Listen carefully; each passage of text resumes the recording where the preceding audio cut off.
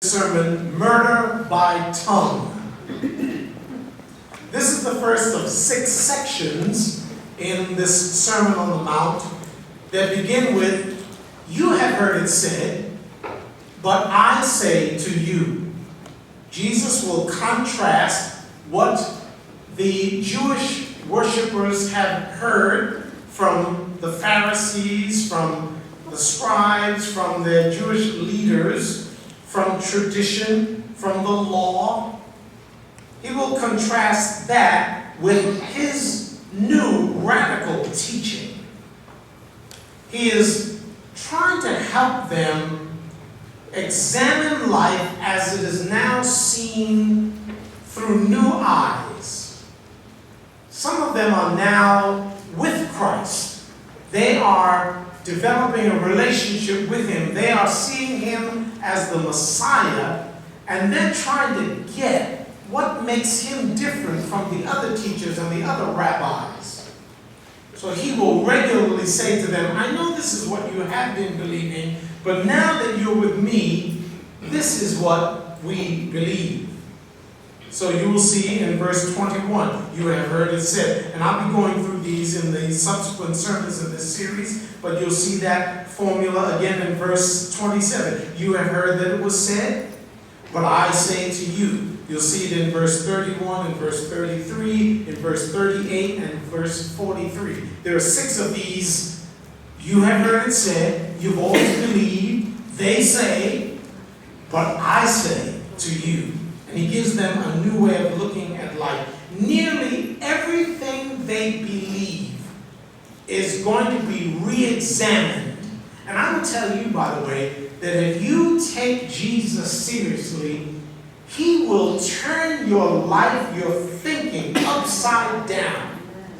So you'll start saying, "I used to believe this, now I believe this. I used to say this, now I say this. Now that I'm in Christ and now that I'm with Christ, I don't believe that anymore." Have you ever heard people say things like, "Well, you know, they say," you'll stop quoting "they" and you'll start quoting Jesus more and more. You just keep walking with him. I said to one of my brothers this week, we were chatting, I said, "You know, you keep messing around with Jesus, he's going to take over your life. You just keep messing with him. He's going to change everything there is about you," which is exactly what my mentor said to me when I was growing up. I was a young Christian. He said, "You keep messing around with Jesus, he'll take over your life."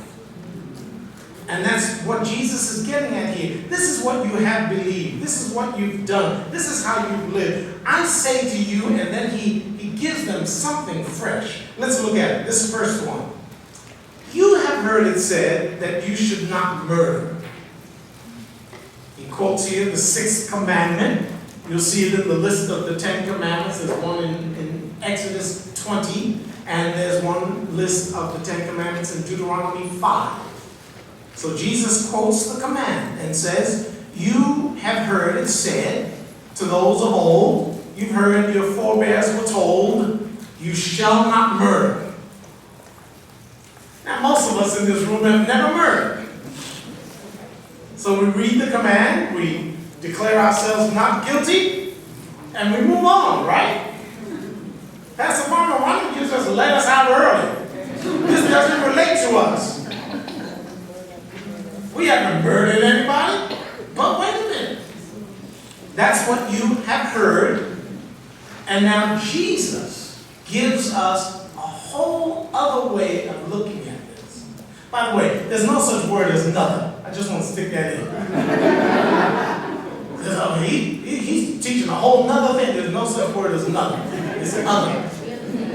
There's an other, but there's no such word as nothing. N-O-T-H-E-R. The word doesn't exist.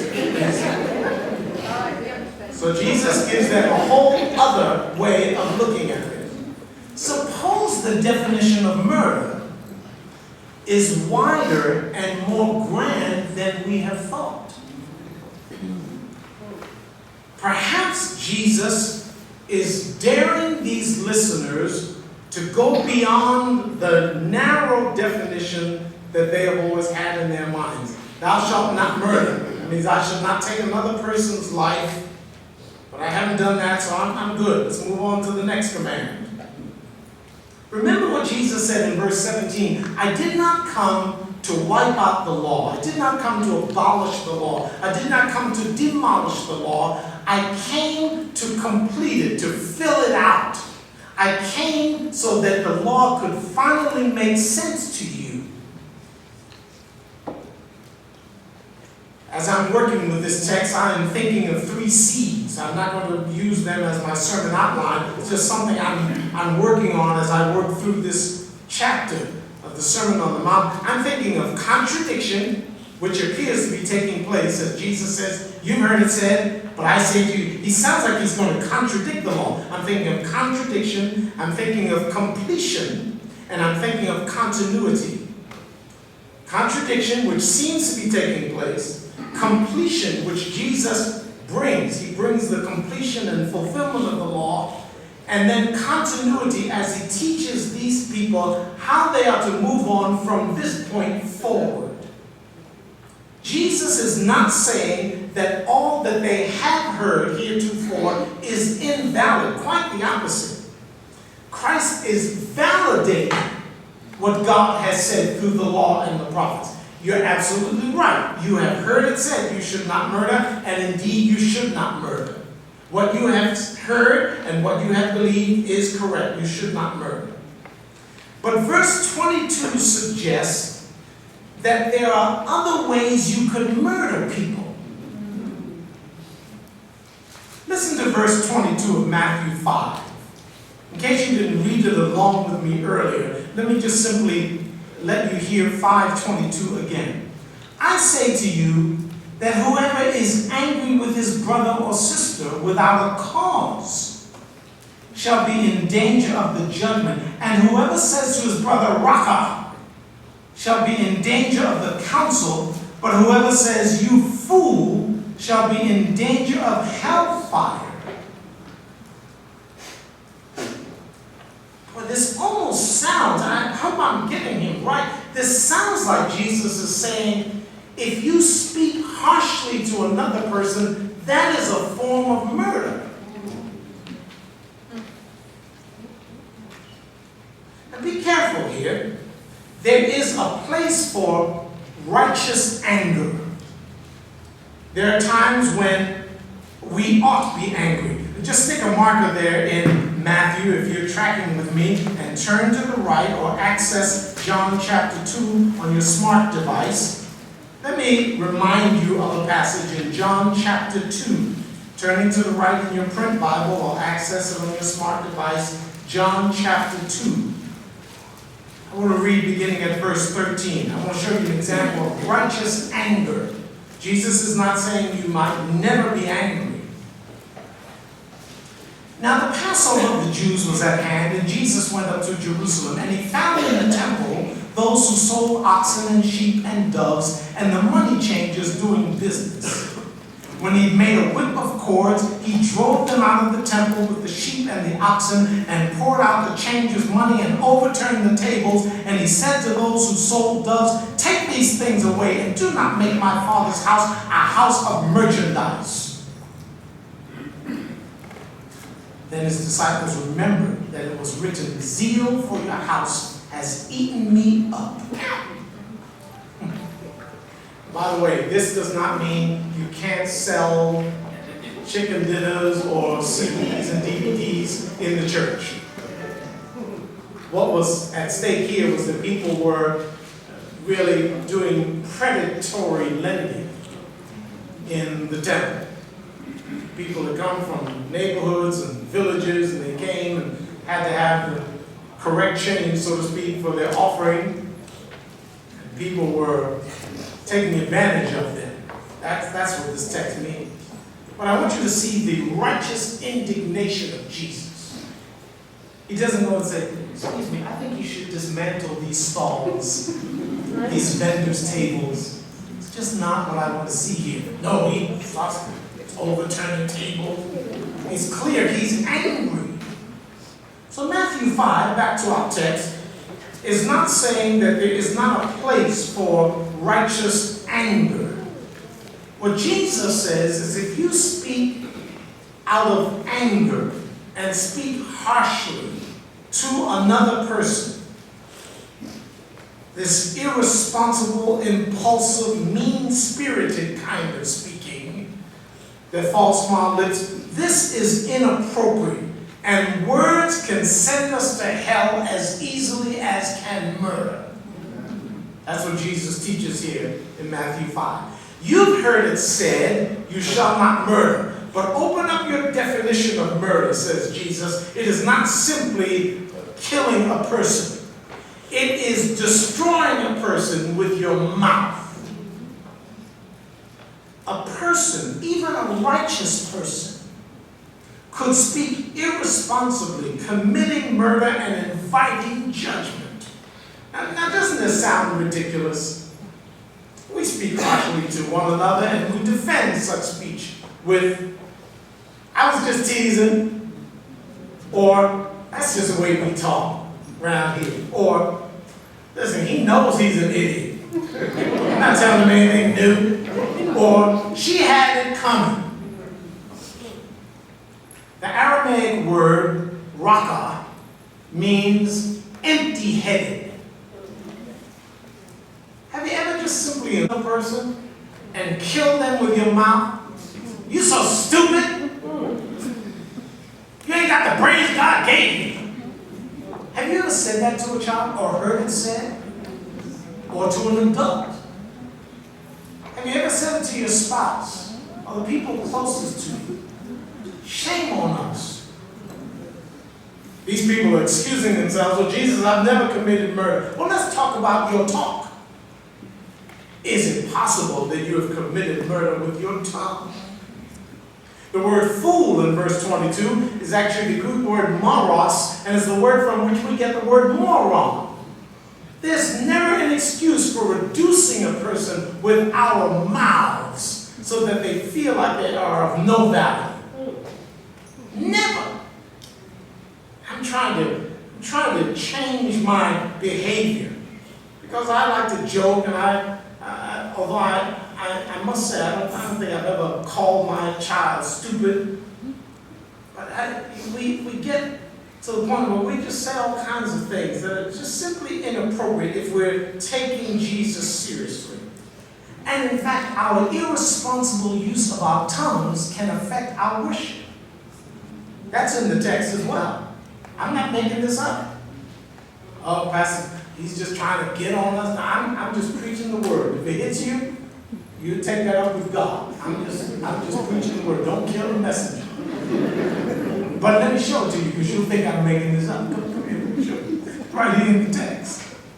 It sounds like it has nothing to do with what Jesus has been saying. But as he moves on, he says, therefore, that is on the basis of what has gone on before, if you bring your gift to the altar, and there remember that your brother has something against you, isn't that interesting? He doesn't even say, and then if you remember that you have something against your brother. He says, if you remember that there's something not right between you and another, whether they have something against you or you have something against them, if you're in a worship setting, Jesus says, listen, leave your gift at the altar and go and get reconciled to your brother. Isn't that interesting? He doesn't say, well, worship is the most important thing. He says, you need to take ownership for what you have said to your colleague. And if you remember while you're worshiping that something is not right, probably based on something that has been said, because he's been talking about the irresponsible use of our tongues. But if you remember that in the context of worship, forget the worship right now. Leave your gift at the altar and go and get reconciled to your brother. Wow. Psalm 66, verse 18. This would be good to put in your notes with your understanding of verse 22. If I regard iniquity in my heart, the Lord will not hear. I can't just keep on, well, the most important thing is just worship. No, the most important thing is your relationship with God and your relationships with other people. So before you continue your singing and your giving an offering and all your worship stuff, get right with your colleagues. 1 Peter 3:7. This would be good to put in your notes as well. Husbands, likewise, dwell with them, that is your wives, with understanding, giving honor to the wife, as to the weaker vessel, and as being heirs together of the grace of life, that your prayers may not be hindered. Peter says, your worship can be hindered by how you have conducted yourself verbally. That's what Jesus argues for here in Matthew 5. Jesus argues for reconciliation of differences quickly. Resolution with dispatch is the goal. Now here's the problem. People put such a high value, and rightly so, on corporate worship today. In fact, we almost worship. Yeah. Come on, let's get praise and worship. I'm not interested in anything else in the service. I just want to go for praise and worship. And there are actually people who go to a church, they just stay for the first 20 minutes for the music. Then they leave. You say, I'm not into preaching, but I love the praise and worship. Man, they got a good hot band at that church. I mean, the music is kicking. I love the praise and worship. They don't understand that the rest of the whole time there is also worship. The giving of an offering is worship. The sermon is worship. The singing of the choir is worship. Well, I just want to go for the praise and worship. We almost worship. And Jesus says, listen, don't be doing all that. You need to think about how you've been using your tongue. And if in the context of praise and worship, you remember something is not right, you need to leave your praise and worship and go get right.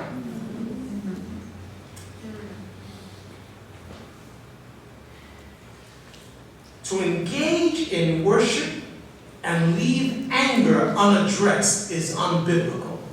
Let me say it again. To engage in vibrant worship and leave anger unaddressed is unbiblical. I have this highlighted in my notes. I wrote this line. I'm going to say it a couple of times. Ceremony can never eradicate acrimony. Ceremony can never eradicate acrimony. You can't just go through praise and worship and try to get rid of the anger that way. You have to sit down with the persons whom you've offended. Get it right. Leave your praise and worship. Leave your gift. Get it right. And get on with what Jesus is teaching. Jesus teaches here in this part of the Sermon on the Mount that a serious disciple must guard her or his tongue and resolve issues of anger and impulsive speech without delay. Jesus admonishes us to deal with our adversaries, get right with them quickly. So you've never murdered anyone? Good. But have you ever harbored anger in your hearts and refused to make amends? Have you ever refused to accept someone's apology? You pay a moral and spiritual penalty for that. I was rereading some sections of the book of Genesis this week as I was preparing this. Genesis chapter 4, it's the first murder. Abel kills his brother.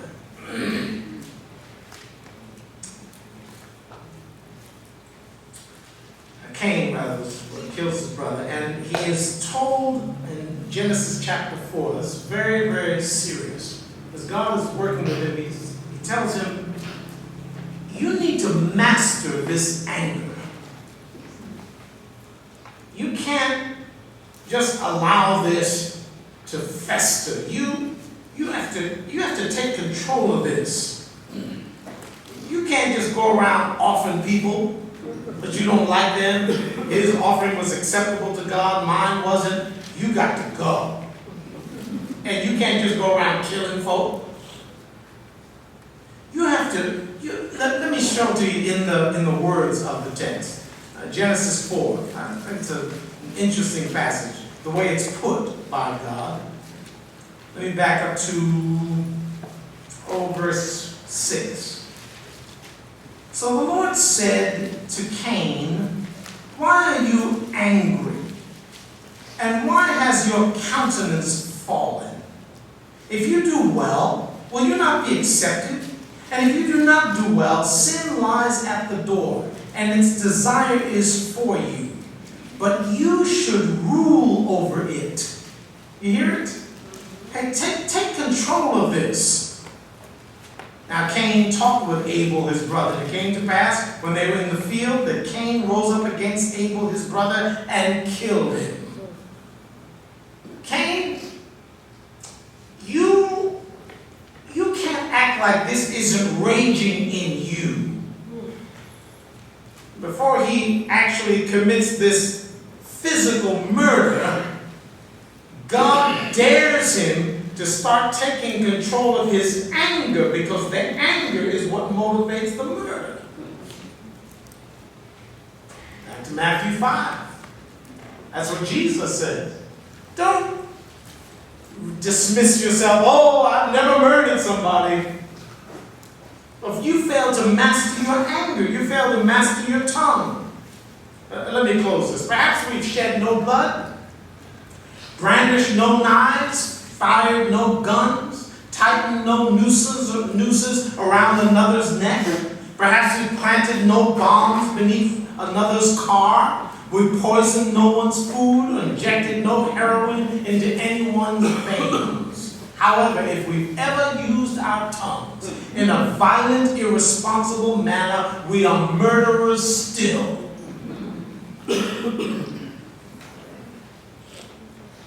I close by telling you a story about a town in the Keystone State where I used to live, Pennsylvania, the Commonwealth of Pennsylvania. There's a little town in central Pennsylvania called Centralia, Pennsylvania. Since May 27th, at least May 27th, 1962, there has been a fire burning beneath the city of Pennsylvania. It's suspected to be from deliberate burning of trash in a former strip mine. It's a coal mining town. And it ignited a coal seam that continues burning to this day. It burns underground in a coal mine at depths up to 300 feet. And over an 8-mile stretch of 3,700 acres, this fire continues to burn. It has burned for more than 53 years in Centralia, Pennsylvania. And at its current rate, scientists say it could burn for another 200 years. The blaze has resulted in the town being abandoned. Population has dwindled from 2,700 people in the 1890 census to only 7 people in 2013. The town has taken the houses of the town by eminent domain and asked people to please leave. 5 or 7 people, I've read a couple of varying accounts, but there are fewer than 10 people still living in the town. And when they move, their property will be taken by eminent domain, and no one will be permitted to live in Centralia, Pennsylvania anymore. Most of the buildings in the town have been leveled, and that once vibrant town is now a ghost town. It's no big deal. 1992, their zip code was discontinued by the Postal Service. So what happens now?